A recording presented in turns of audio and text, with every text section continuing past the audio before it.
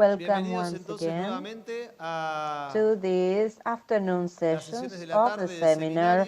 We are going to have some simultaneous sessions and workshops, and here we are going to have a panel as Service Learning as Institutional Policy in Higher Education.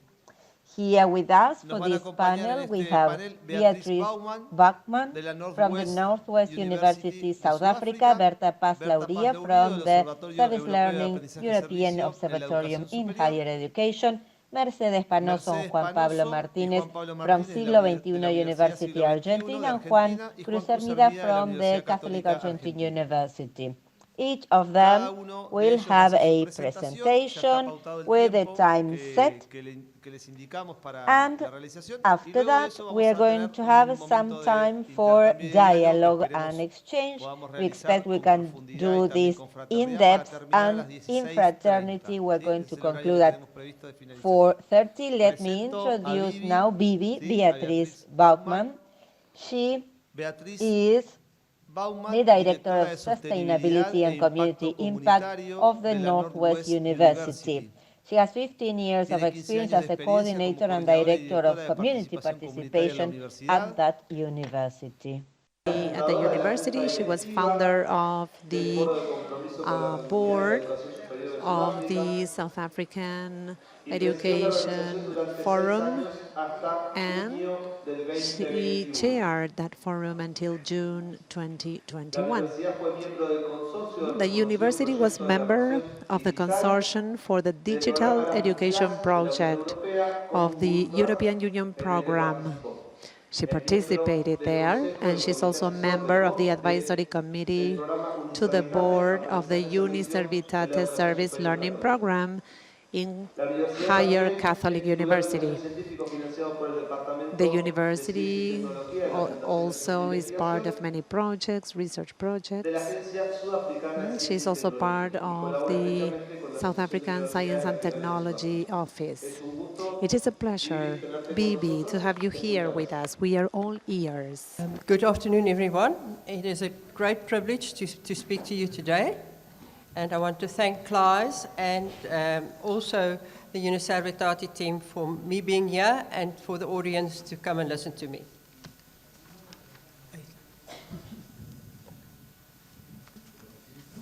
Share the mic. Bueno, buenas tardes a todos. Es un placer entonces estar aquí con ustedes. Quiero agradecer mucho al equipo de CLAYSS y al equipo de Uniservitate por haberme dado la oportunidad de estar aquí. Okay, so I'm not just going to speak to the institutional policy. I want to also give you a little bit of a background what had happened in my university. Bueno, no voy a hablar solamente de la política institucional. Quiero contarles un poquito de los antecedentes, qué es lo que estuvo sucediendo en nuestra universidad. So in South Africa, community engagement and by implication service learning is legislated. And we also have a framework that all universities had to comply with from 2002. But it was not prescriptive in the sense that they gave us a clear direction of how to apply this. And the reason for this was because we have our own context, culture, and history per university. Bueno, en Sudáfrica la participación comunitaria y el aprendizaje de servicios está legislado, es como que tenemos un marco desde el año 2002. Pero esto no es prescriptivo, sino que nos da unas directivas claras en cuanto a cómo aplicarlo, pero luego cada universidad tiene su contexto, su cultura y su historia. So the key thing in this context is that it's an unfunded mandate. We have to do it, but we don't get funding from the Department of Higher Education. Lo clave acá es que esto es obligatorio, pero en realidad no está financiado, o sea que es un mandato sin financiación para la educación superior. So most universities has followed an integrated approach saying, how do we do engagement through teaching and learning and innovation and through research? And we've linked our core business to a process of engagement. Pero bueno, la mayoría de las universidades entonces han integrado toda esta cuestión del compromiso comunitario y lo aplican a través de la enseñanza, el aprendizaje, la innovación y la investigación, a través de un enfoque integrado. So we also recognize that in some cases where you work with very poor communities, that you sometimes have to start with outreach. So outreach is linked to all the levels of engagement, and we know that we acknowledge that sometimes we have to provide food or special resources for our communities even before we start. Pero reconocemos que en algunos casos trabajamos con comunidades muy pobres, entonces en esos casos hacemos actividades de extensión a todos los niveles. En algunos casos, incluso antes de comenzar cualquier tipo de actividad, tenemos que brindar alimentos o brindar otro tipo de recursos.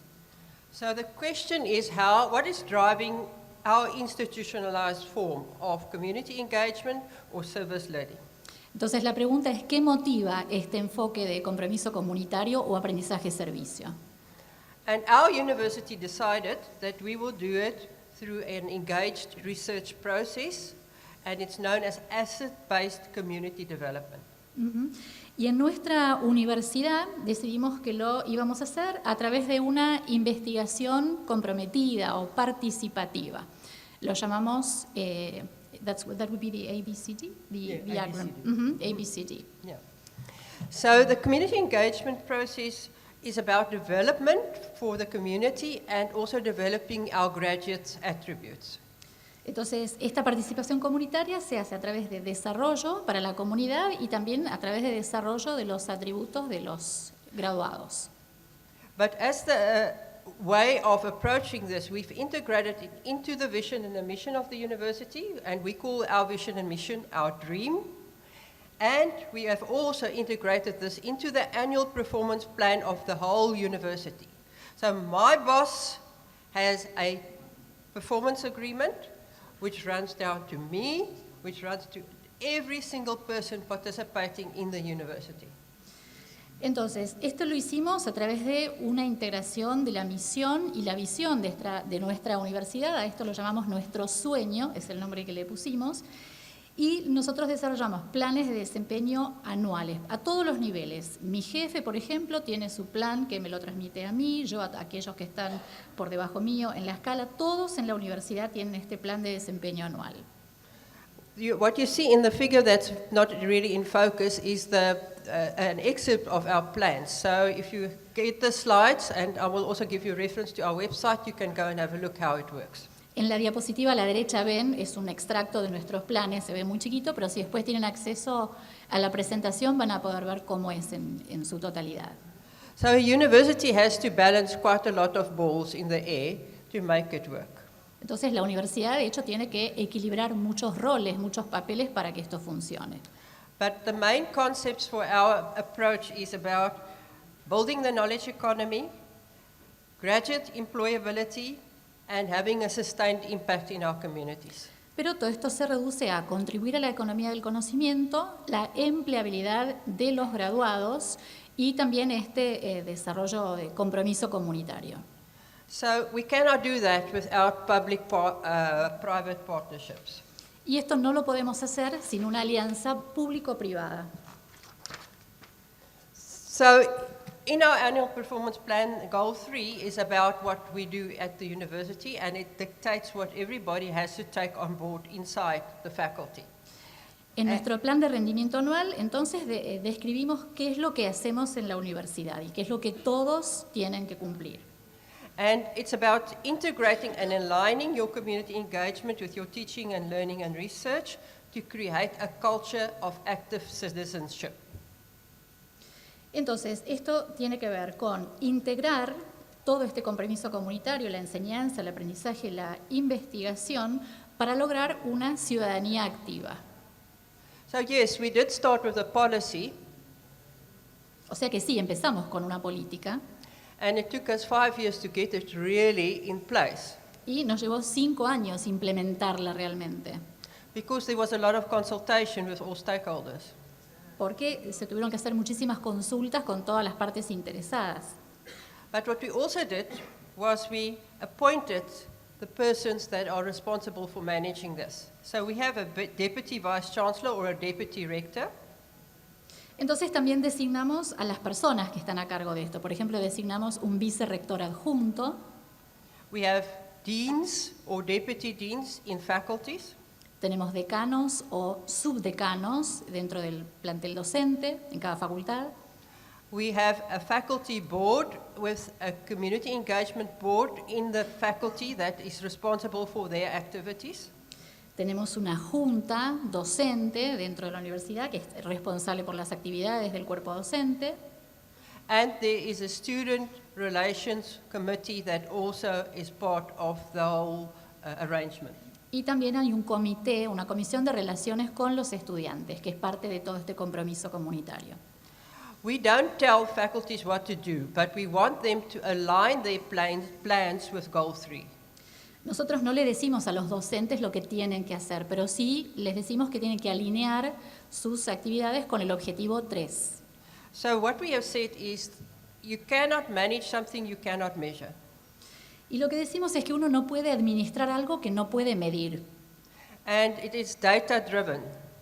Así que todo está basado en datos. So we have a database and we have standard operating procedures. Así que tenemos una base de datos y tenemos procedimientos operativos estándar. These are wide, but it gives you a guideline. So you've got deadlines and things like that work into that. Son bastante amplios, pero nos dan ciertas pautas. Tenemos fechas límite, por ejemplo, que nos ayudan con esto. And then we have identified the processes that are important for quality engagement. Y también identificamos los procesos que son importantes para el compromiso comunitario. And we're in the process of writing a quality manual for that. Y de hecho ahora estamos escribiendo un manual de calidad para eso.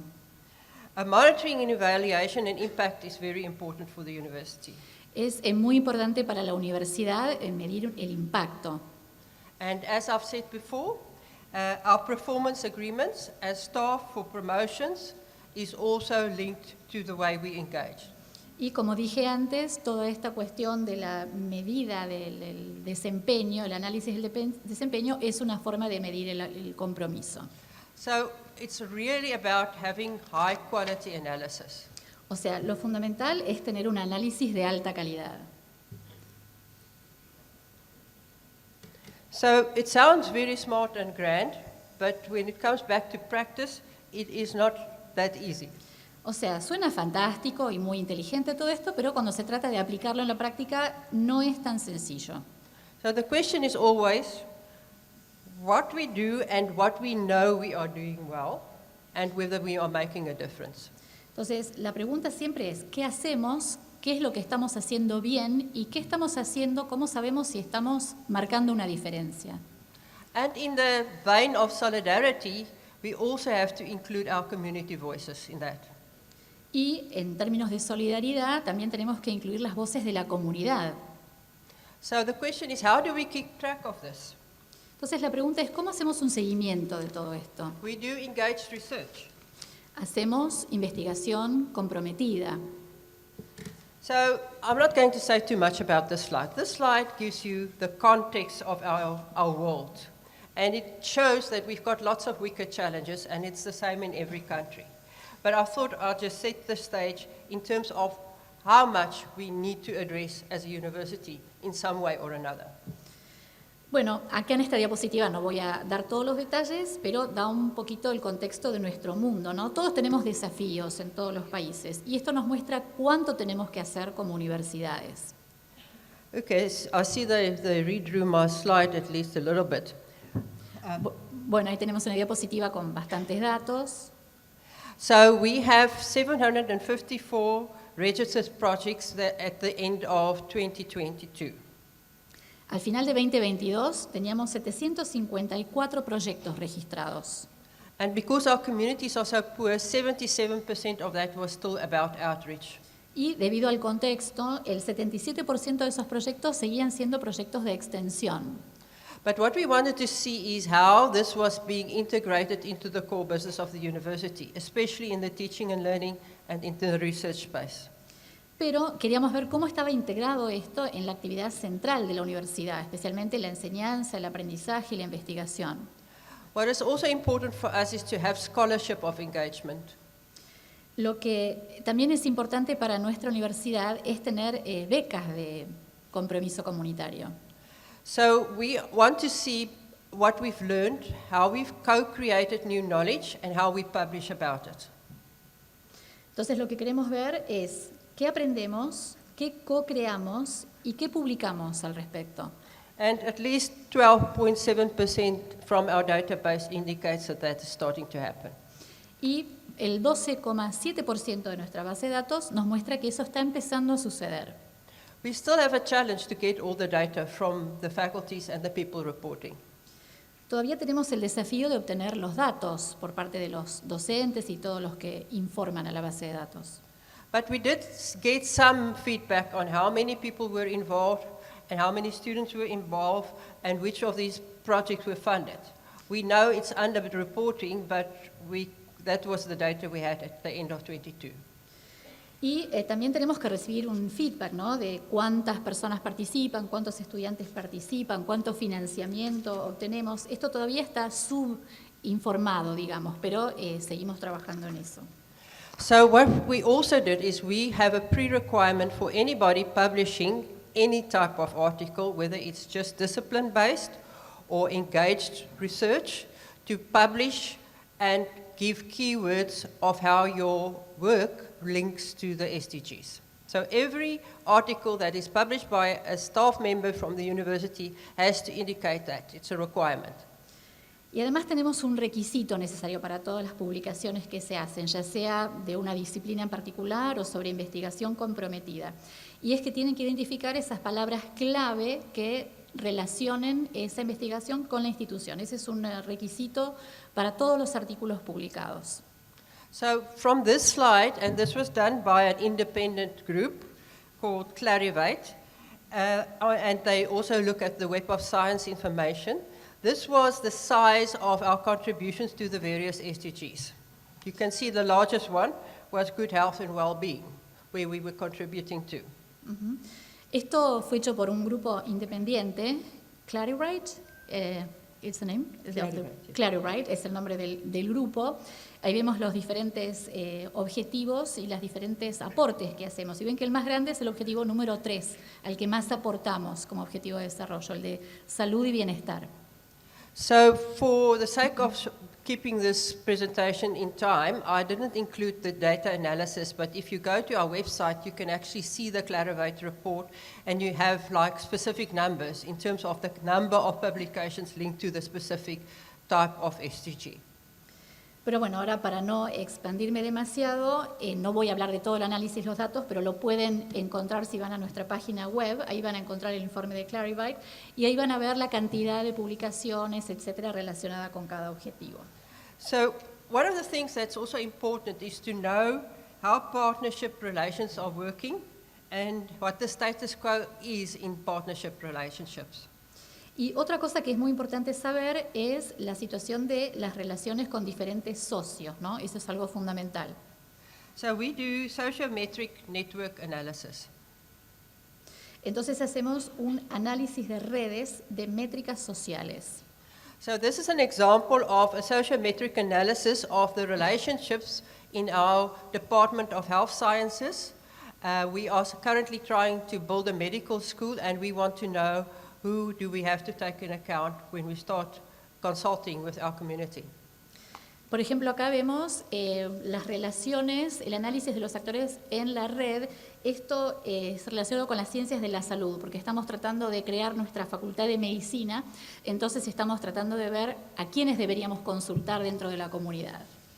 Okay, so when we collect our data in our database, we also have some smart software that helps us to build word clouds. So the first slide I'm showing you here is about the outcomes of the projects and what the community members have said is important for them. Y otra cosa que hacemos para conectar los datos es usar un software que trabaja con nubes de palabras, y ahí vemos los resultados de estudios que hicimos con la comunidad, vemos cuáles son las palabras que resaltan. And because that is in English, I'm going to just mention a couple of the larger names. Como, bueno, están en inglés, voy a mencionar algunas de las que aparecen más grandes. So there are words like poor, legal, community, free services, improved, learners, planning, community sharing.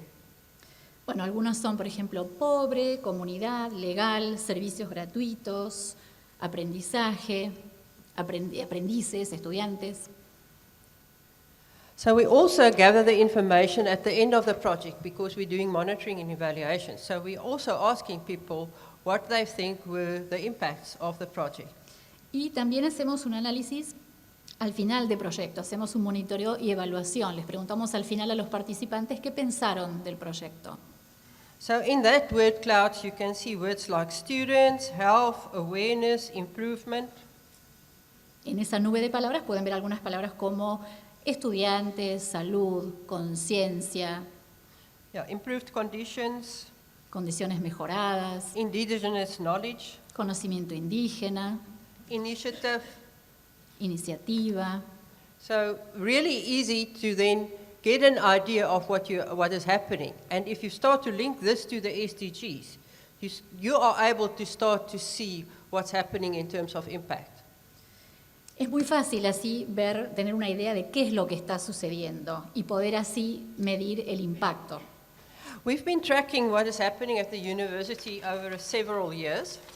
Nosotros fuimos haciendo un seguimiento de lo que sucede en la universidad a lo largo de varios años. And you can see these are actually very large posters, but there were 490 activities in 2021 versus the 754 in 2022. Bueno, estos son unos pósters muy grandes. Ahí pueden ver la cantidad de actividades. En 2021 fueron 490, en 2022 754. We also look at the various faculties and how they are engaging in terms of their projects, so we can actually see which faculties are more active in this space. Y también vamos analizando cada facultad, a ver cómo participan en cada uno de los proyectos y ver cuáles son las facultades más activas en nuestro espacio. So we have only started tracking the engagement in terms of the SDGs in 2022. So in the slide on my left, your right, is where you can see the bar chart of the SDGs. Nosotros empezamos a hacer un seguimiento de todo lo que es el compromiso y la participación en 2022. Ahí pueden ver a la derecha, en el póster abajo, aparece la comparación, el impacto en relación con los ODS. One of the things that is very important is our partnerships, and we have a very strong participatory paradigm in our approach. Otra cosa muy importante para nosotros son las alianzas. Nosotros tenemos un abordaje muy participativo. So we put an emphasis on knowledge democracy. Nosotros ponemos el énfasis en lo que es la democracia del conocimiento. We also bring in the community experience and knowledge, and we acknowledge that community partners can be equal partners to the university. Nosotros incluimos todo lo que es la experiencia comunitaria, reconocemos a los socios comunitarios como muy importantes para la universidad. And we want to see positive change. Y queremos ver un cambio positivo. So in that space we obviously do a lot of action research in various types. O sea, en ese sentido, por supuesto, hacemos mucha investigación sobre acción de diversos tipos. So I've used Andy Furco's rubric to show you how far we have now moved as a university. Y nosotros usamos la rúbrica de Andrew Furco para ver cómo vamos avanzando como universidad. So we have the policy, we have the philosophy, and all of the mission things in place. O sea, tenemos la política, tenemos la filosofía, tenemos todo lo que es la misión implementada. We've got the faculty support. Tenemos el apoyo docente. We've got the student support. El apoyo de los estudiantes. And we are busy working on the community partnerships continuing. Y obviamente trabajamos para continuar con estas alianzas con la comunidad. But what is important that our community do have agency and a leadership voice. Pero lo importante es que la comunidad tiene un poder de agencia y tiene una voz de liderazgo. And then we have institutional support for our process. Y también tenemos el apoyo institucional para nuestro proceso. You will see funding administrative support and impact measurement is ongoing. Vemos que todo lo que es apoyo administrativo y medición, todo eso está en curso en este momento. So it takes quite a lot, and please don't be shocked. O sea, se requiere mucho, no se vean abrumados por todo esto. But it took us 15 years to get here. Pero a nosotros nos llevó 15 años llegar aquí. And with that, I want to thank you. Muchas gracias. This QR code will take you to our website. Con este código QR pueden visitar nuestra página. Muchas gracias.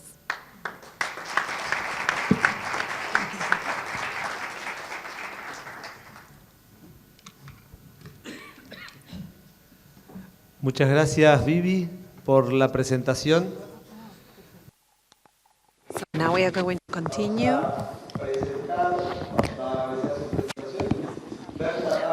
We are going to listen to Berta Lourido from the Learning Service Observatory. Ms. Berta Paz Lourido is chairwoman of the Spanish Association of Service Learning, also director of the Observatory of Service Learning in Higher Education and Sustainable Development and Global Justice through Service Learning. She's also responsible for the Learning Service Learning program and in the region. Currently, she participates in the Erasmus Plus project. Pedagogy promotes inclusion, diversity, and digital empowerment, and Real Democracy project. She is co-author of the Guidance of the Institutionalization of Service Learning of the European Higher Education. Berta, you have the floor.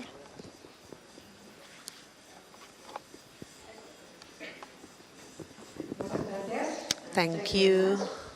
Thank you to the previous colleague. Thank you very much for your presentation.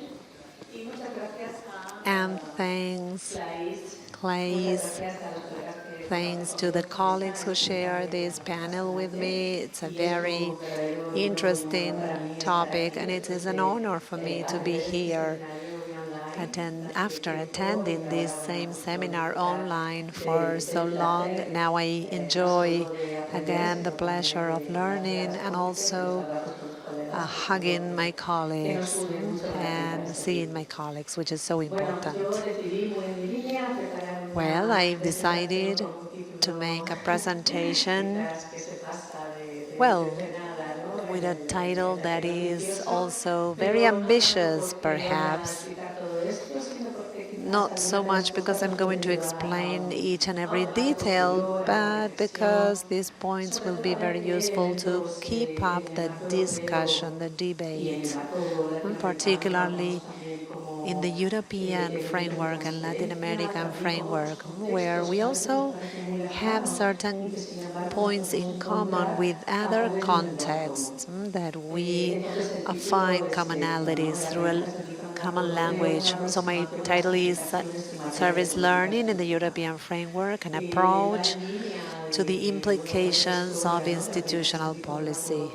So again, I'm going to talk about how interesting it was for us in the past years to see how service learning projects were developed, how much we've learned from our colleagues in Latin America, in the US, in South Africa, and in so many other countries that have also developed this same approach. So we decided not to stop there, but to go beyond and see how these processes were being developed in other areas and how we could advance in what we call institutionalization. So the idea is to promote a multifaceted process that fosters service learning in our institutions.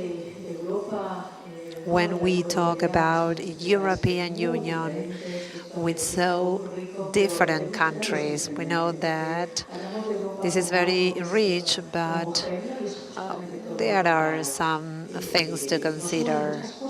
Of course, we have many points in common in Europe, but we also have many differences. Gastronomy, culture, manners, and countries like Finland, Spain, or Greece, or the Netherlands, countries with a very different history and background. And we also have different systems of government and support for public and education policies.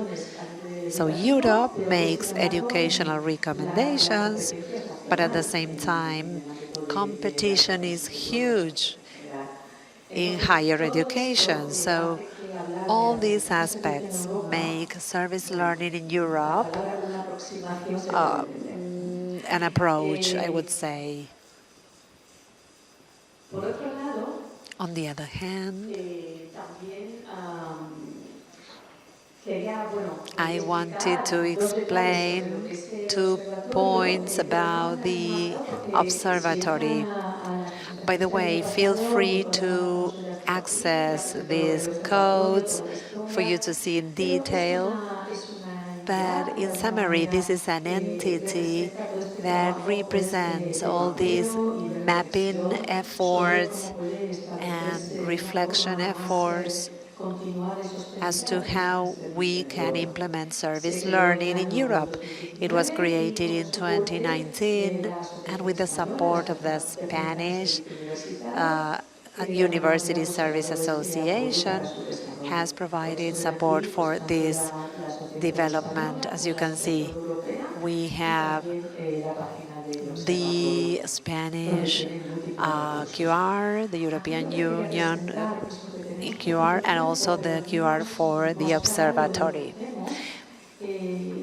I wanted to show you part of what we do, including a survey that we conducted in order to advance in developing guidelines to help institutionalization. And these guides that you find on the right, one is in Spanish. They are being translated into other languages too. But in one way or other, well, this is supported by a literature review. You know, whenever we talk about institutionalization, there are very important figures and authors that are included in the process. But we also wanted to ask among our colleagues from other universities about this institutionalization process. So we developed this material, these guidelines, and we are currently working on a manifesto for service learning, and also a green book and a white book for the promotion of service learning institutionalization.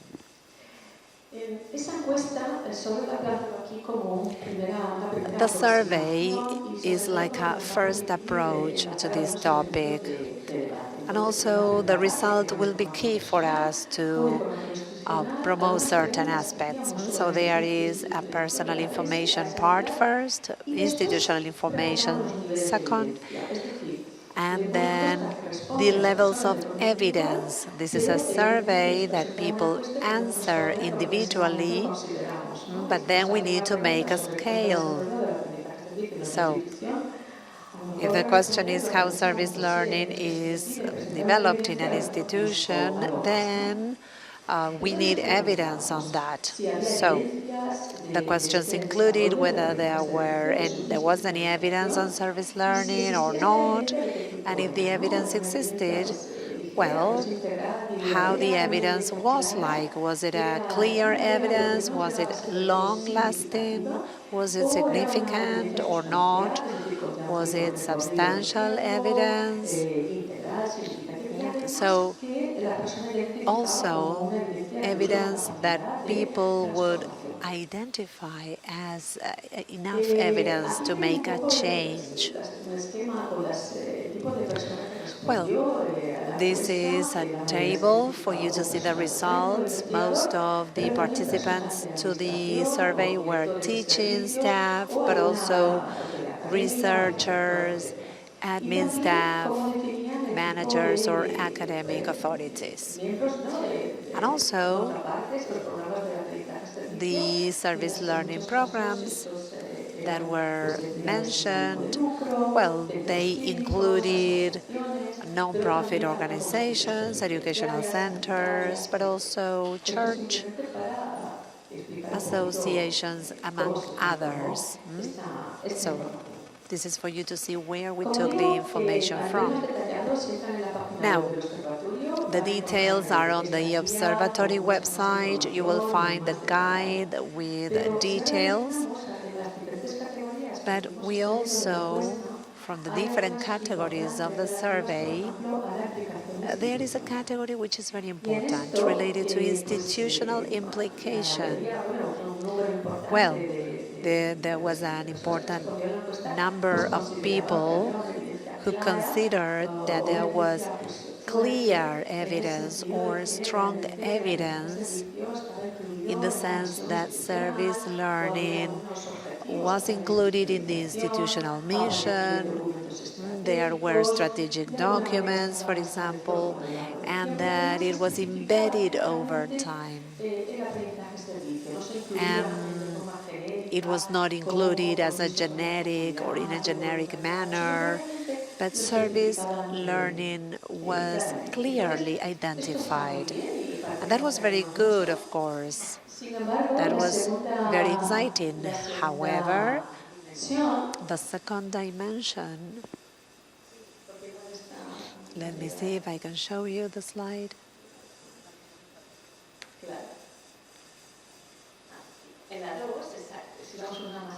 One back, please. So here comes the issue of funds, that percentage of clear evidence that went down.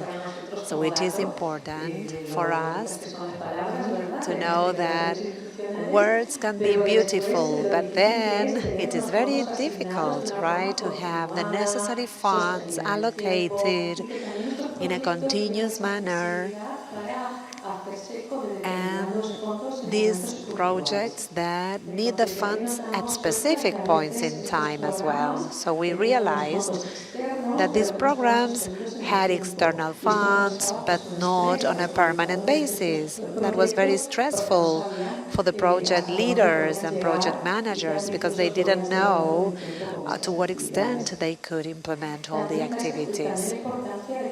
Another point was that if this economic sustainability was not enough, there were many risks.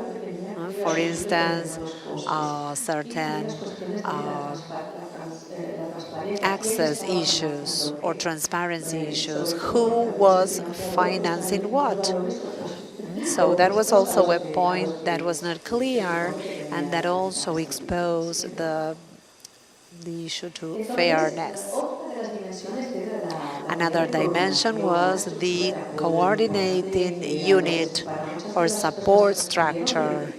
So many of the respondents to the survey answered that these coordination units existed in their universities, but maybe the transformation capacity was not enough, because sometimes we say you need a structure, you need a unit, but what about the capacity of action of the unit? What about the resources of the unit? So is the unit building connections to the community, so on and so forth? And it may be a centralized unit that works like an umbrella, perhaps. So there are like different instances. Or who are the people that are part of the unit? Is there an advisory team?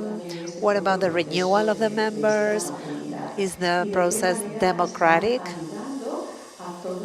And in that unit of coordination, how is it helping agents, particularly the faculty members? The issue of incentives and awards or recognition, this is no minor topic. it makes me think, I mean, incentives in the negative, as I call them.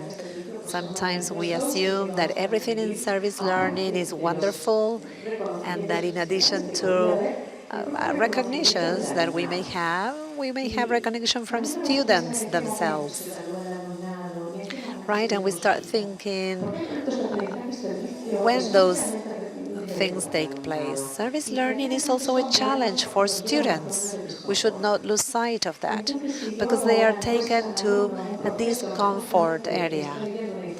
So if there are some uncertainties about service learning, this is what students also face. And even in the long term, at the end of the process, faculty is recognized, but in an unexpected manner. So sometimes we may not see the recognition at the end of the year, but maybe we see it in 2 years' time. And we must be prepared because at certain times we need to face this negative incentive, as I call it, this sense of frustration perhaps along the way. But students must be understood. Right? But again, talking about recognition per se, of course it is important. It is not the same to be here, seeing the slides, then developing the project in practice, service learning in practice. We know that sometimes we make a wonderful program, but on the next year, people start telling you that you need to change certain things. So the reward for teachers, that extra effort that we all make, that capacity of commitment, recognizing that teachers, together with the students and together with the community, through service learning, are showing a role of the university that goes beyond words. That is something different for everybody. And again, professional opportunities here as part of incentives and recognitions. And because we need to think about these opportunities, every department, what is it that they require. Next. And teacher planning. Well, this is a fundamental part, and we also put it in the survey. So the service learning per se, but also the structure that sometimes makes it hard to think about teacher planning. So in one way or other, it's important to consider that we are all sharing a common language as part of the project. But this is important also not just for bachelors, but postgraduates, understanding that service learning evolves. And the capacity at a master's level may be different from primary or secondary, of course. But the challenge, the overarching challenge is the same. And also in our universities, there are some special departments for people who join university. They are over 40, over 65, telling them that service learning has a tool also for that. So the lifelong learning component. And finally, equal opportunities. The idea is to consider each and every member. Next. These pedagogical principles that must fit into the picture, right? So principles that allow us to develop service learning through education that includes service as something more than a principle. It's a means to work. It's a way of work that allows us to change subject matters. Because if you are truly developing service learning, you are forced to make systematic changes in our curricula. So we need to be very much sensitive to what is going on in our realities and what are the priorities. And also, how are we preparing universities so that they are aware of their realities, how we are working on the soft skills, and how we are using technology as a means or as an end in itself. Service learning programs that maintains the foundational elements. So putting an eye on how technology is being used and how we are including service learning at international level. This is also key.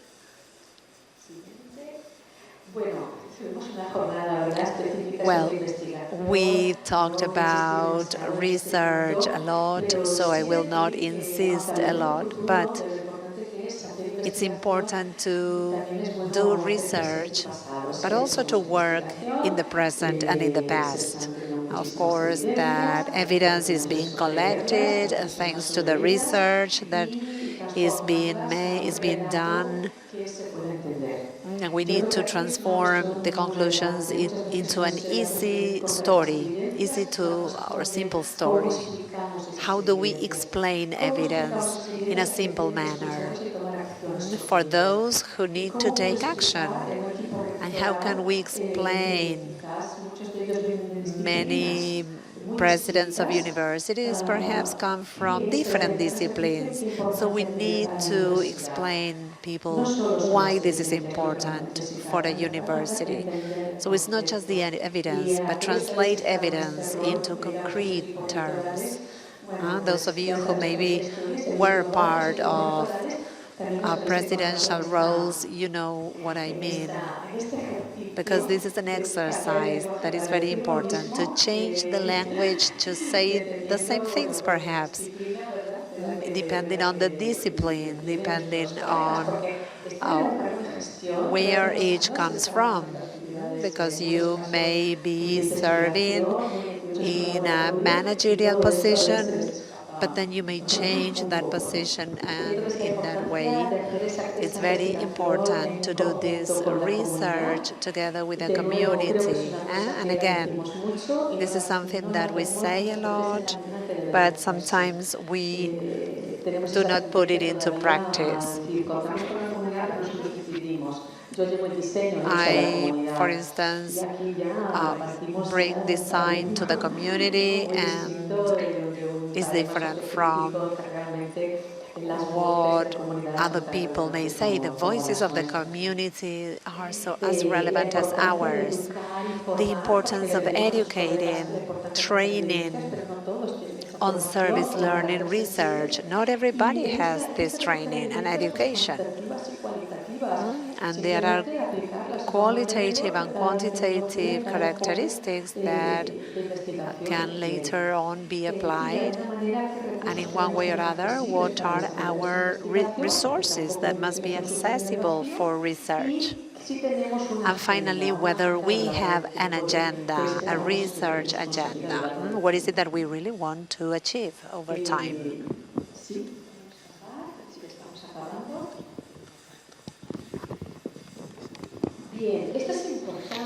Well, this is important. I remember a project that we made browsing all the web pages of universities, and there was very little about service learning. But then when we would go to events and conferences, there were many, many people in service learning. So other universities have lots of information on their websites, but it's more information than what actually exists. So dissemination is key. Of course, publications, websites must be updated. It's important to spread the information, to improve communication with students, with the community in a direct manner. So it's not just a matter of disseminating information, but also facilitating a good communication mechanism. Telling the community that the university is not just a space for people to be successful, but there is a construct behind that allows a vision of a university that goes beyond a knowledge transmitter. So, learnings in just social justice, well, the way how people answered, they consider that this was key to their projects. And the reality of every country is different, as you know. And so social needs in the community may be different. So we need to understand where is the line between public services, the capacity of action of students, and number 10, which is partnerships. Partnerships with the community. This is key. One of the elements that interest us the most is sustainability, how we evolve in service learning. They are not repetitive. It's not that I need this to cover the needs of my students, but rather we need to evolve in different needs, and how we are getting reciprocity. And the language that we use, how our language is a powerful tool in the relationship with the community. So we need to rethink how we approach it. Do I have one more minute? Just 1 minute. Okay, for the closing. Well, of course, this is a famous slide that reflects many things. I think it is fundamental because, like the iceberg, those hidden parts must be exposed. And we need to expose many institutions for service learning. On the other hand, climate change affects interest, and this is a metaphor, but social problems and climate change, democratic problems, social problems and changes are also related to education and service learning. And so we also need not to lose sight of where we are living and working, because this can also melt. And the last slide, we talk about bridges as evidence. If I am being told that I can go from one point to another, a bridge can be possible as an evidence that I can cross. But also, the difference is that we can make use to cross from one side to another. And this ecological view, comprehensive view, this look around in the environment where service learning takes place. Consider the resources that can make it possible. But there are some resources that can there is only one resource that is the most important, that is the will to do it, and the responsibility to keep on working, particularly on behalf of those people who made a great effort in developing these educational service learning projects. Thank you. Thank you so much. We will now give the floor to the next speaker, by Mercedes Panozzo and Juan Pablo Martínez from 21st Century University. Mercedes Panozzo has a degree in social communication. She's an analyst of university, social responsibility, outreach, and impact Secretariat from the 21st Century University. She is the coordinator of service learning. She aims at supplementing academic training with an experience of awareness raising, commitment and participation in civil societies in the community, bringing together 6,000 students with lots of organizations across the country. She monitors the impact strategy with a focus on the general scope and the participatory nature of the project. Juan Pablo is a technician in social management. He is an analyst at the Center of Sustainability, Outreach and Impact Secretariat. He coordinates university outreach projects, articulating the work of teachers with demands and needs in the industry. He is the director of volunteership, promoting expansion and adjustment to the interests and needs of different communities. Mercedes and Juan Pablo, welcome, and you may go ahead with your presentation. Wow. That's so remarkable, and that's such a difficult moment. Only now are we fully grasping what the stage means. It's like a dream come true. We have come here to learn.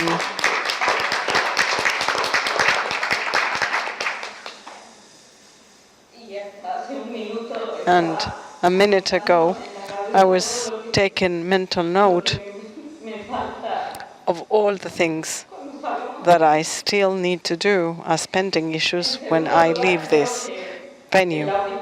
Second, the auditorium, the place where we are, is kind of intimidating. You're all remarkable people, so ours is just a very little example. So rather than you learning from us, it's a matter of that we have come to share something with you.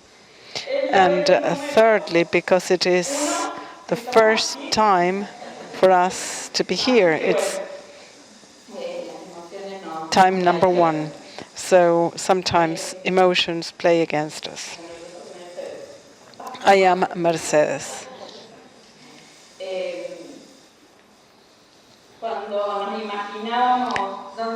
When we imagined where we would be talking, we thought about how complex it is to talk about what we think more interesting without you knowing who we are. We belong to Siglo XXI, 21st Century University, with 27 years background. It's Argentinian. The main venue is in Córdoba, the main headquarters in the interior of the country. For those of you who may wonder why we don't have a local accent, is because we were not born in Córdoba. But it would sound nicer from us if we would speak Cordobian Spanish. Sign typical of this university is that 80% of students study remotely in a virtual manner. There's a little bit 85,000 students across Argentina, and that makes of us one of the biggest and more widely chosen universities by students. And we have from north to south and from east to west, we have over 320 support and university learning centers. We are physically located in Córdoba, in Rio Cuarto. That's a city in the interior of Córdoba. We are also based in Buenos Aires, but across Argentina, we are based in small locations where students go and where we want them to feel identified with the university they belong to, they are part of. This university has traditionally followed three big pillars. and we were historically challenged to face up to more. But these are sustainability, internationalization or globalization, and entrepreneurship. We want students to be trained by knowing that they are part of the world and that they can change the world, and that the time has come to undertake the role and the task at hand. Today, we have 47 undergraduate programs in sciences ranging from design, healthcare, education, engineering, tourism. But in order for us to explain how we believe, we brought experience together with institutionalizing service learning or practices behind this. We thought it is important for you to know that there are a few conditions, a few beneficial conditions. Yesterday, people would talk about seeds. We can identify a few seeds that this university has. One of them is that there are subjects that are standard to all practices, whether you are studying law, psychology, design. All students will have a few assignments, a few subjects where they will convey or converge in the same classroom, because we know that outside from the classroom, they will also get across a wide and interesting diversity of people. One of those spaces where such diversity can be found is in one of the subjects, in one of the assignments that is called solitary practice. And Ms. Tapia talked about how commitment is learned by practicing, by doing. This is an assignment that pursues this goal. It's as simple and as complex at the same time. All students that will study in our university should have awareness on reality, and we do so with an assignment that invites them to walk away from the classroom to get inserted into a community organization, so that in a practical and systematical manner they cooperate in some activities that are totally unrelated to their career. It would be to get them devoid of denatured of their knowledge, so that they can learn at the same level with others, to get them empty of any area of privilege, so that they can approach knowledge just like others. Another characteristic of our university is that for over 5 years now, our learning model is based on competencies. So all programs, all assignments, each one of them has identified what the competence is, what the skill is that we want our students to get through their assignments, through their careers, and which the competences will be that will differentiate them as students from the 21st century university. Learning competencies took us close to problem-based learning, to challenge-based learning, and solidarity practices has traditionally been, as I just stated, that silent activity that no one knew that would be carried out, yet we've been applying this learning for long with our students. This is some sort of structure, the structure that we say turned in our favor historically. Nonetheless, a few institutional issues happened. We took them as an advantage. When we talk about us, we are talking about a leadership area. There is one trait with all these assignments. Leadership or management is somehow centralized, so to speak, in a very big team of just 3 people. It's 3 of them. no more. We thought it was interesting to also acknowledge and recognize that during this journey, there are institutional issues that have opened up a door. We can push forward and keep walking ahead. For instance, learning based on competencies, or for instance, resolutions by the higher council that provides the basis for outreach and for outreach policies. As can be seen here, we are talking about 2019. Yet, we have to admit to the fact that these resolutions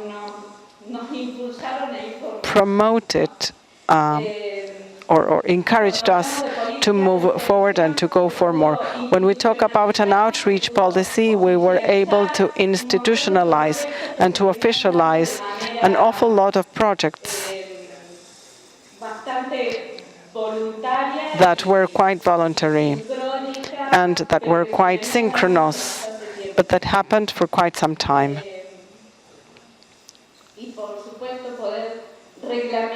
And of course, to regulate projects and to regulate activities that relate university and community.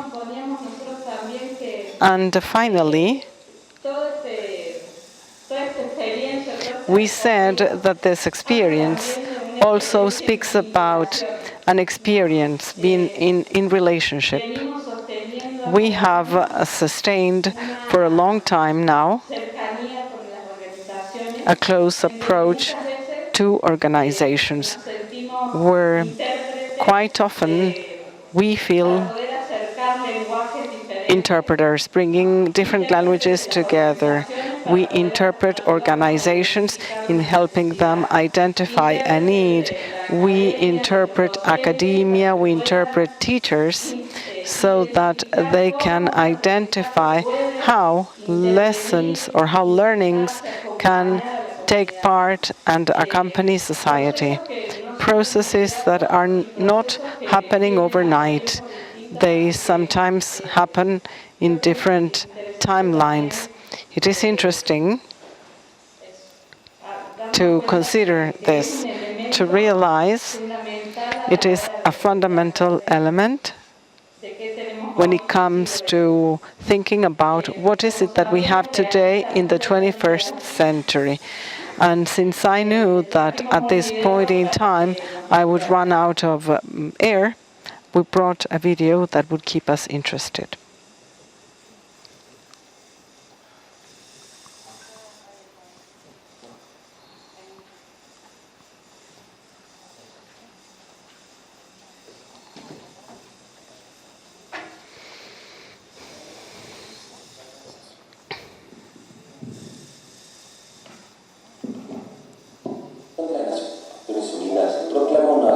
United Nations proclaimed this agenda for sustainable development, focusing on the planet, people, and prosperity. 17 SDGs are a true universal reference, aiming at eradicating problems that affect society. As a university, we pay special attention to SDG for quality education, to secure inclusive, equitable quality education and promote learning throughout a lifetime for all. In Siglo 21, education means quality, educating everybody on knowledge, competencies, and the necessary values to live dignifiedly, to contribute to the societies where people live. Quality education is to commit with the surroundings. There should be this meeting between community and universities, communities that are willing to work with universities, willing to see in others, as well as generating networks and bonds that will cause these actions to be sustainable and transformative. It is the outreach where academia becomes richer, where learning is redefined, where theory turns into practice in the site. Our learning is strengthened because it's a situation where we are, thanks to that knowledge that each one could deliver to the team, we contributed results. We work on the field with different signs, considering transversal academic projects, ideas of academia and community. We follow up to reach, to find out what the impact is, different disciplines, until they become community intervention projects to transcend the development. This evolution invited us to go beyond, to carry out permanent community outreach services. We defined 6 points that focus on the territory: access to justice, social, economic, and financial inclusion, health and human development, access to education, social impact, technology solution, and care for the environment and the development of renewable energies. Working on site means to be present, to share working spaces, to take action. It's a matter of putting your full presence and be part of it.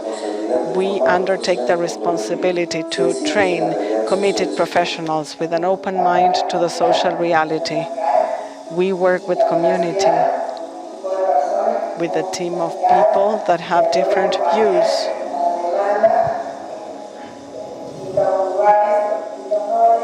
From different places and different roles.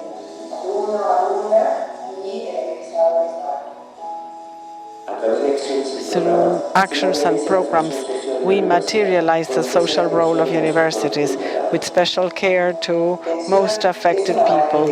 Outreach is a way to build territories with open territories, open frontiers that are not separate, with interdiscipline, with interinstitutionality, and with interhumanity. Without this dialogue, without this opportunity, we keep encouraging inequality. The only way to transform society and improve their quality of life is to keep providing opportunities. Outreach works as a part of university, and it's not just a change of life between academia and society. It is a process of reciprocal strengthening, where we can recognize the commitment to the development of society, time shared, the impact on society, and transformation of academia. Quality education is a challenge that promotes us to go beyond, configuring spaces of dialogue where academia with different sectors of community work in co-building transformative behaviors that will help sustainability of our communities.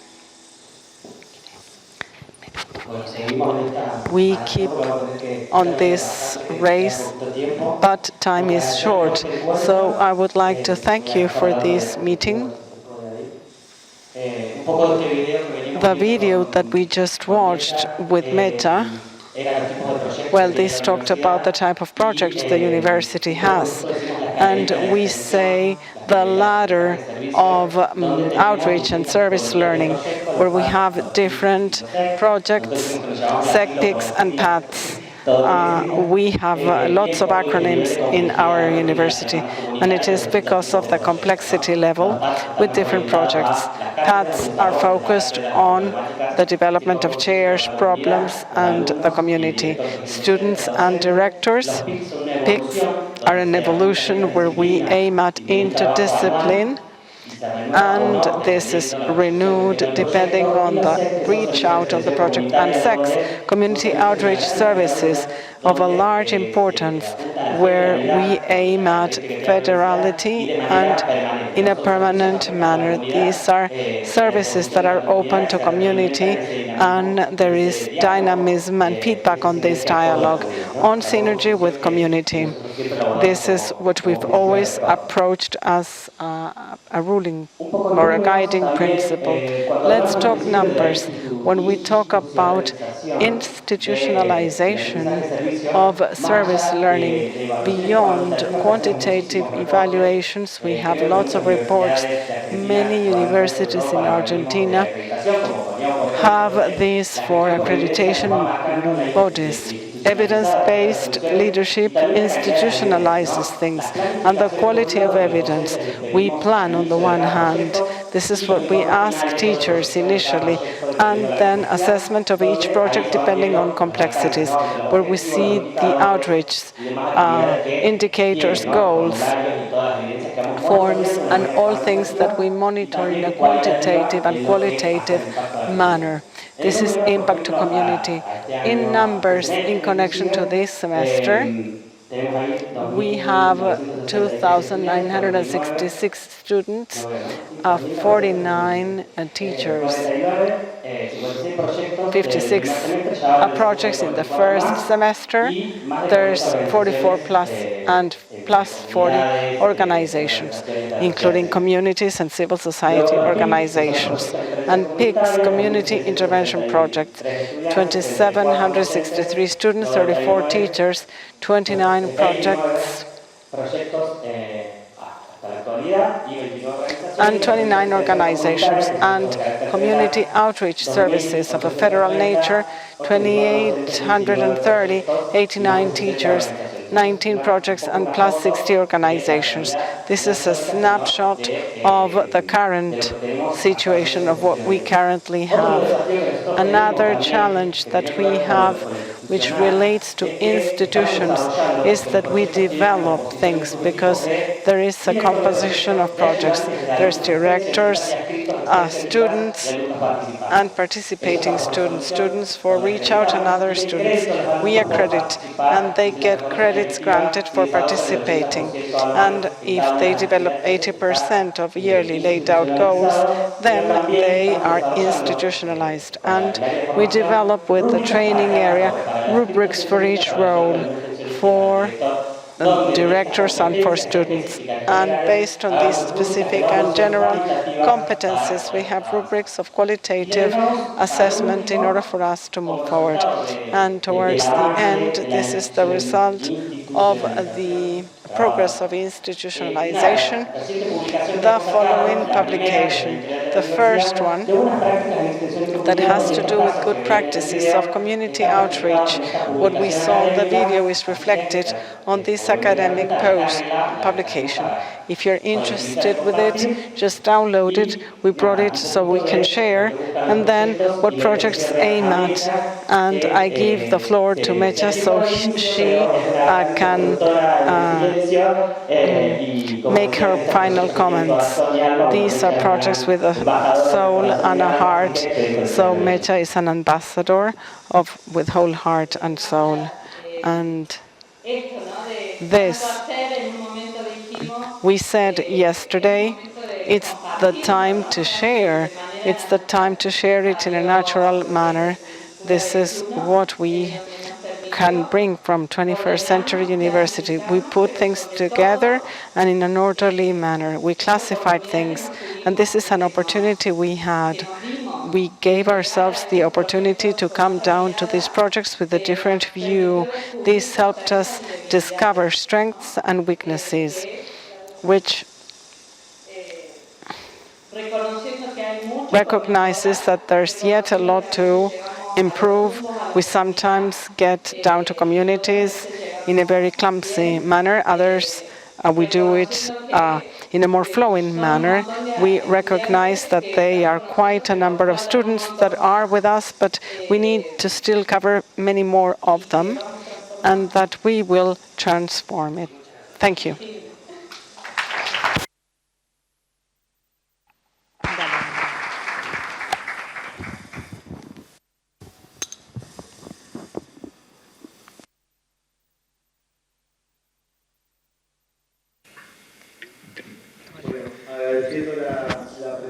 Okay, thank you for the presentation of Universidad Siglo XXI. And now we are going to Juan from the a Catholic university. Juan is director of the Social Commitment Office of this university. He also advises in the citizenship science project of the planning office of the Ministry of Education.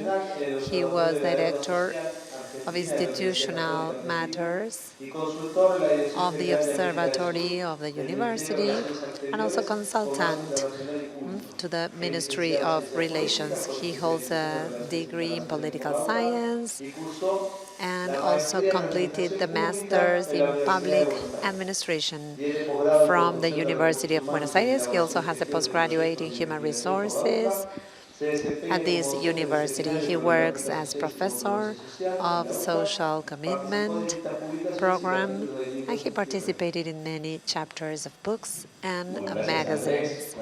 Thank you, Andrés. Good afternoon, everybody.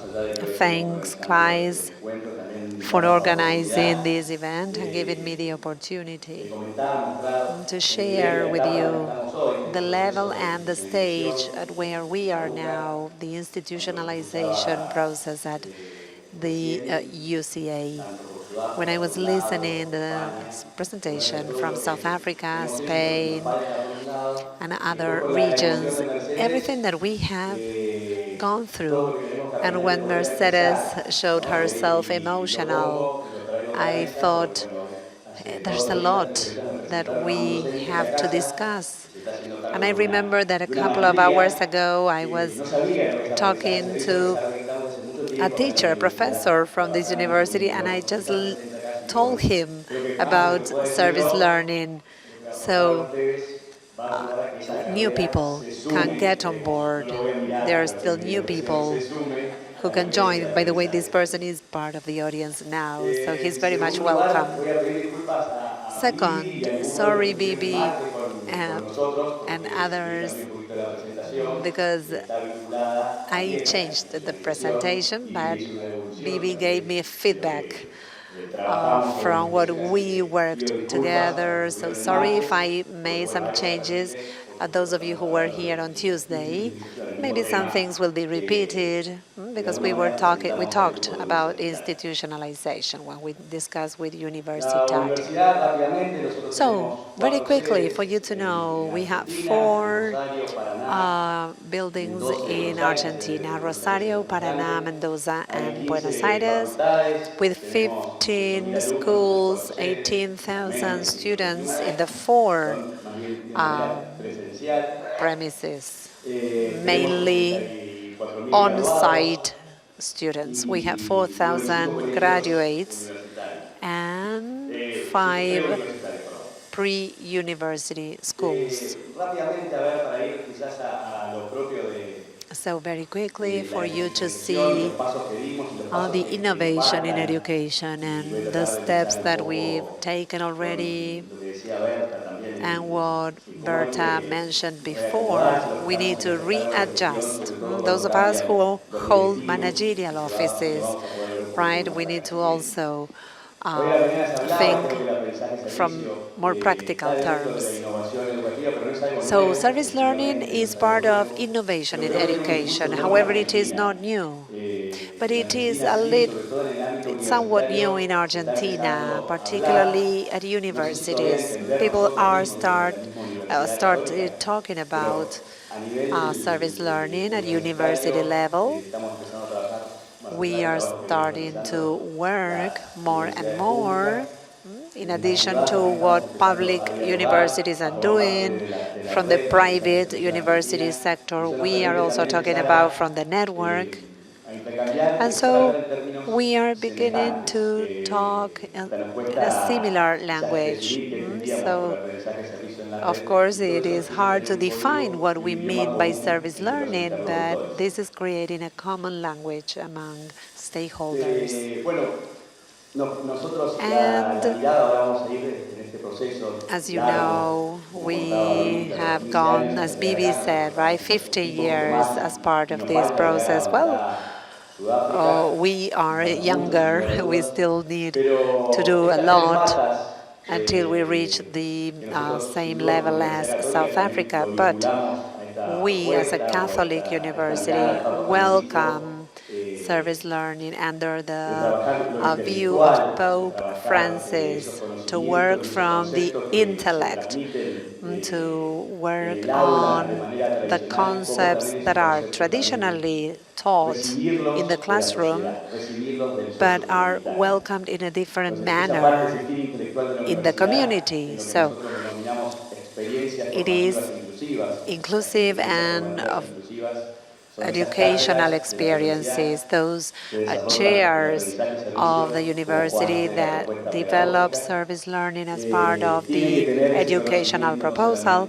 So those chairs need to have knowledge, of course, the theoretical knowledge of the books, plus the teacher's knowledge, but at the same time, that knowledge must be tested in the community. And then we talk about skills and the professional skills of each program and discipline in particular. There are some disciplines that are more practical, perhaps, but we also need to work on soft, more human skills, as you know, leadership, listening, empathy. So teachers need to start working on that with students. If they don't work in an empathetic manner, if they don't work with students in a leadership position, then there is something that is not being done properly in service learning. And finally, attitudes. So the human side, pre-university in particular, and what is the distinction of each university. So we can give something in particular, but each university needs to do something more than just educate great professionals, educate great lawyers in law or engineers in engineering programs, but form people, educate people so that they graduate, as we call them, in experts in humanity. So considering the timeline, the first proposal that we had from the university, the president of that time in 2004, there was a proposal made to work service learning in an institutional manner. And that was an experience that had been promoted from CLAYSS, and also taking the ideas of the social services from Mexico, from other countries in Latin America. So that was a combination. That proposal was welcomed, and then it was put on the drawer, as we say in Argentina. It was left there for a couple of years, and then in 2010, there was a new president appointed at the university, and Cardinal Bergoglio, the current pope, was the archbishop of the city. And one of the first measures that he made, or that he took, was the need to create an exit university, as he said, a sort of university on the move. And so the cardinal was convened, and so the president said, okay, we're going to start little by little. In the city of Buenos Aires, we're going to start with the shanty towns in Buenos Aires. That was a huge challenge for the university, because on the one hand, this university, as you see, is located in a very posh area, residential area, and we had to start working with one of the poorest areas in the city. So that was a huge challenge. And it was a challenge also for these neighborhoods to include and accept the university. So we got in contact with the father of one of the shanty towns. Then there was another a shanty town that is very big in the city. So we contacted the fathers of those communities, and we started defining the project. The objective was to get to know the community, but first of all was to explain the communities that we had a project that was not just going to the community as one more project. There was a goal to do something together with the communities, a co-managed project. So at that time,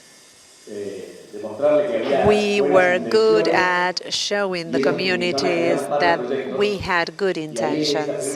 So a couple of projects were created. On the picture there, that was a meeting where we started presenting the first projects of service learning without the curriculum approach. That is to say, sometimes from CLAYSS, the guideline, that would be the box number 3 of the scheme, that there was a great institutionalization project, for instance, setting up a music school at a shanty town, and then that it was for the musicians of the community to make in a local radio with the youngsters of another community. But again, there was a stamp on service, something that persisted, but we needed to include the curricular part so that it would be service learning. That without that, it would have been just one more project. So we created social engagement, the Office for Social Engagement. And in 2018, there was a new president appointed. A lay person was appointed. He was a physician. And so he decided, from his experience and from the experience of the university, there was evidence of professors and students who said that that experience of going to the communities, poor communities, had transformed people. So the results were very successful. Then the university was doing something very important in graduates and in people. So that was a major change that the university was able to make in this approach of including service learning in its institutional project since 2018. So very quickly, you can see here the milestones that we can identify on this map. That was a long process, started in 2004, as I said. In 2010, we had to persuade the president, and then we were able to present the proposal. And in 2018, there was a more institutional approach. And here you can see how, as of 2020, we started taking part of the Uniservitate program that includes many stakeholders, many participants, and Catholic universities all over the world. So we participated in training sessions, support given, with the purpose of institutionalizing based on what they had already and based on what we could take as good examples from other institutions. And on the administrative side, well, with Uniservitate, we started working. There is an agreement, two-page agreement that we made, indicating that the chair of a certain program took on certain commitments under the framework of service learning, so creating a new sub-project. And that was very good for us from an administrative perspective, because we didn't have to approve each and every agreement that we had. So we had a stronger support. In 2021, together with Uniservitate, we started drafting a step-by-step guide for the new professors who would join service learning. With Mercedes, you know that we were a small team. Now we are a little bit bigger. We got bigger along the years, but it used to be one or two of us at a point, and then we grew to finally have the 4 premises, and we are working together as a team. We kept on advancing how to include the subject matters into the university system.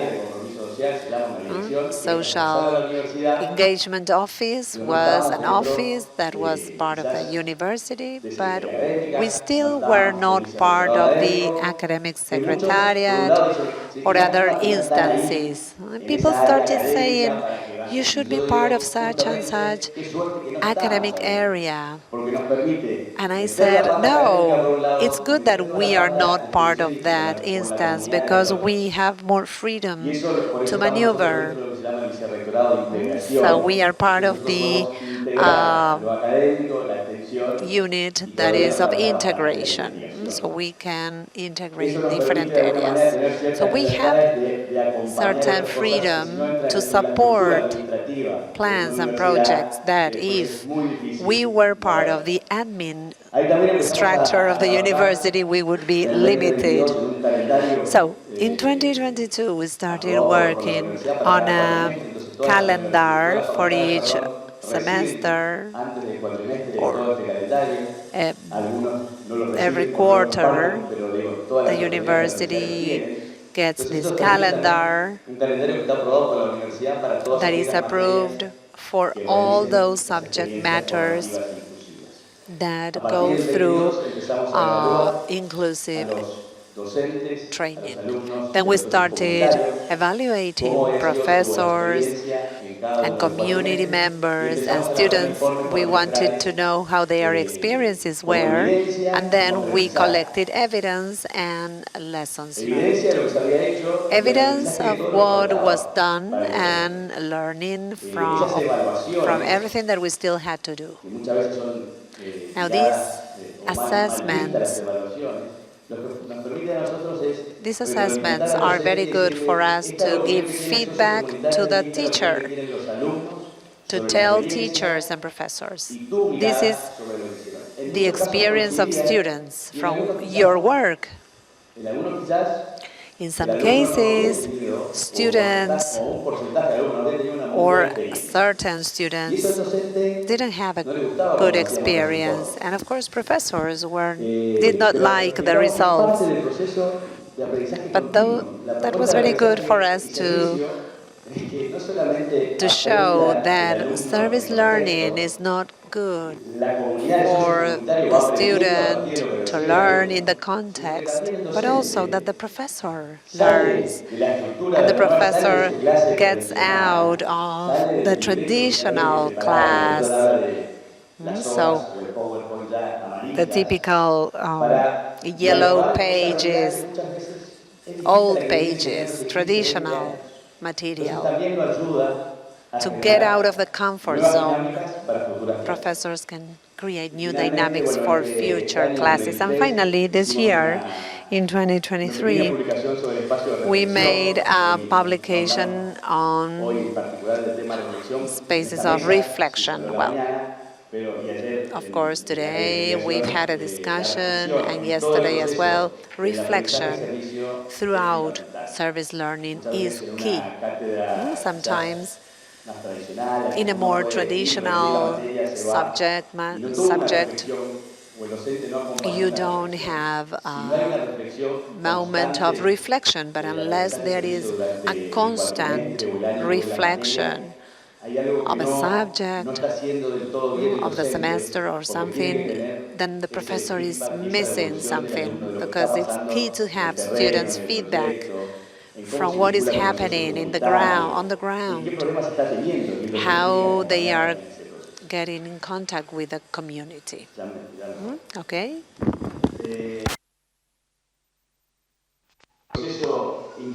This is the institutional process, the more macro part, the more boring part, so to speak.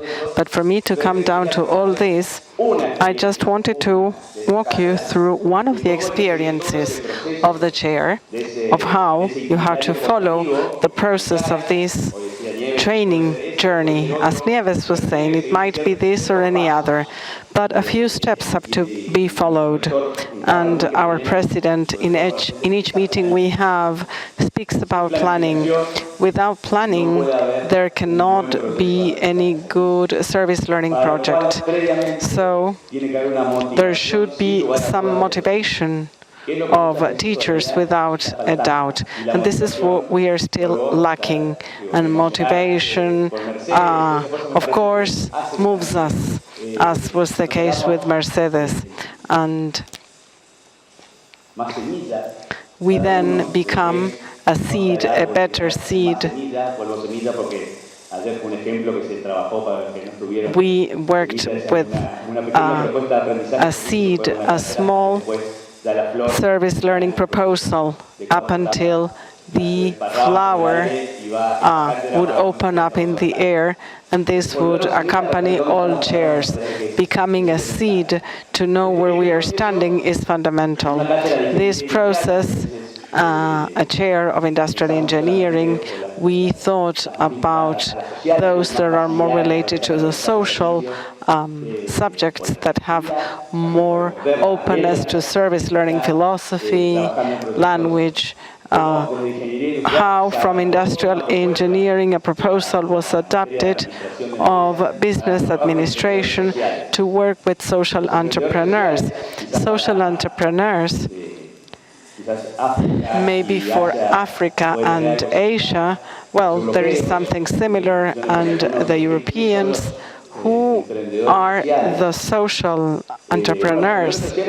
Social entrepreneurs, they are people that have become redundant, maybe for a long time in Argentina, and they have to go about generating ways to have a livelihood. They generate their own undertakings.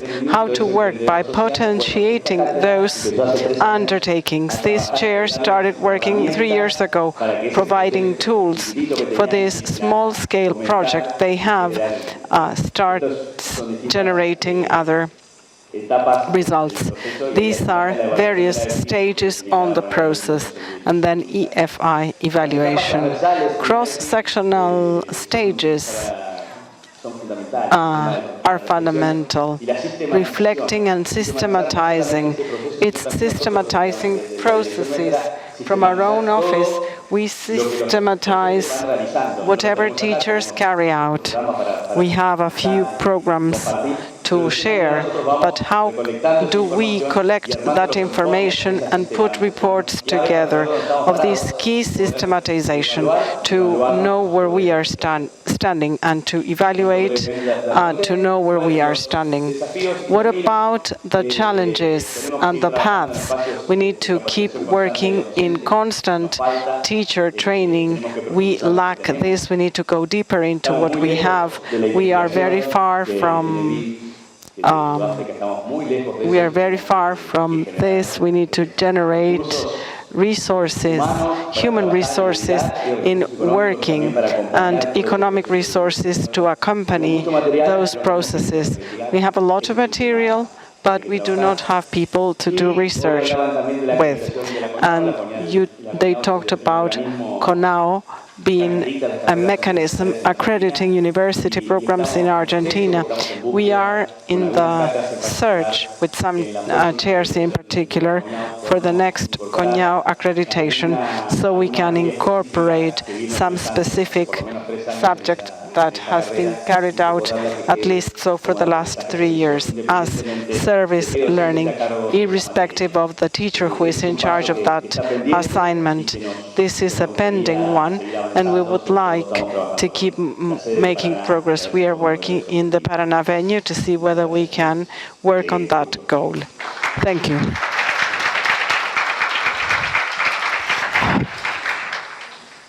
Bueno, la verdad que cada una de las experiencias que se compartieron, all experiences, well, these universities are cases that we would focus on this information. It is quite rich and complex. I'd like to make a few comments. Those that presented, I'd like to thank them for presenting. I'd like to say that this should be followed up on universities so that work can be done with this material. These are really a wealth of knowledge. 3 comments of interest. I remembered the preface of a book, Casalimas, a center in Uruguay for parents, mothers and parents. They talked about dreamers that do and doers that dream. And I believe that there's a lot about this. That's what visible, but there's lots of things that cannot be seen, but which are key when we talk about administrative components, the institutionalization process. If they are not based on the administrative part, then they won't be all that visible. So dreamers and doers. Second comment. From the neo-institutionalistic perspective, institutionality has formal and informal rules. What about formal rules? Formal rules are culture, a shared understanding of how things are or how they should be. Formal rules are decrees, regulations, standards, the process that generates conditions for this to happen. And this relates the following: this complex link of having institutions and culture and formal networks.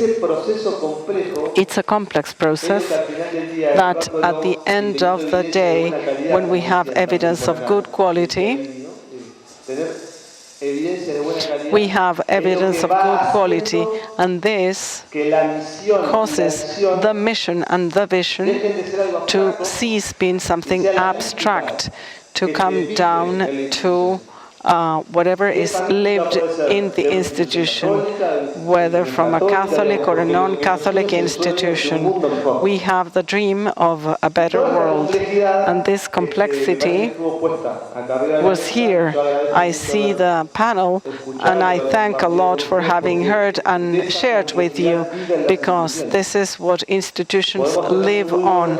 We might have very good rules, but if we do not live on this mystique by learning more and better, then we will have a formal rule, but it won't be put into practice. If we have everything but we don't have the rule, then we do not have conditions for this to happen.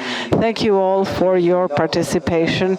We will now invite you to the next panel.